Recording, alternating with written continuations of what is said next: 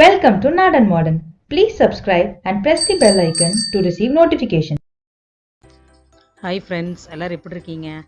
இன்றைக்கி நம்ம குக்கரில் கேரட் ஹல்வா எப்படி பண்ணுறதுன்னு பார்க்கலாம். அதுக்கு தேவையான பொருள் பார்த்துடலாங்களா?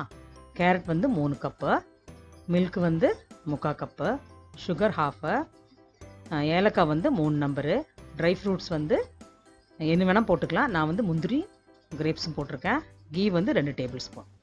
பாருங்கள், அந்த குக்கரில் 2 ஸ்பூன் நெய் போட்டுடலாங்க. அதில் வந்து முந்திரி திராட்சை வறுத்து எடுத்துடலாம்.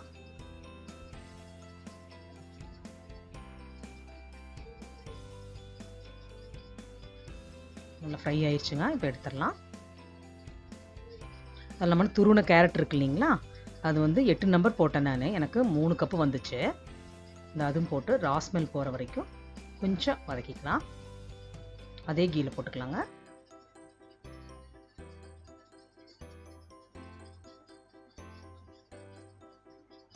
ஒரு 3 செகண்ட் வறுத்தா போதுங்க.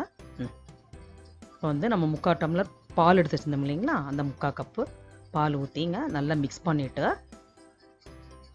குக்கர் வந்து க்ளோஸ் பண்ணிடலாம். நல்லா மிக்ஸ் பண்ணிவிட்டு குக்கர் க்ளோஸ் பண்ணிக்கலாம். 2 விசில் விடணுங்க. 2 விசில் வந்து நல்லா வெந்துருச்சு.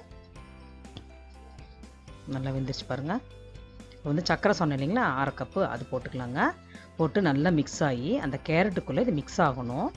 அப்புறம் நம்ம வந்து பேனில் ஒட்டாமல் வரணும். இந்த பாருங்கள், ஏலக்காய் போட்டுக்கலாம். பாருங்கள், ஒட்டாமல் வந்திருக்கு பாருங்கள்.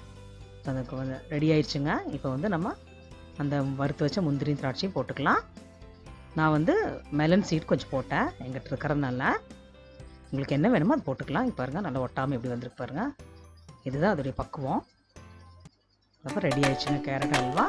இந்த வீடியோ உங்களுக்கு பிடிச்சிருந்தா லைக் பண்ணுங்கள், ஷேர் பண்ணுங்கள், சப்ஸ்கிரைப் பண்ணுங்கள், கமெண்ட் பண்ணுங்கள். எது இருந்தாலும் தேங்க்யூ ஸோ மச். பாய்.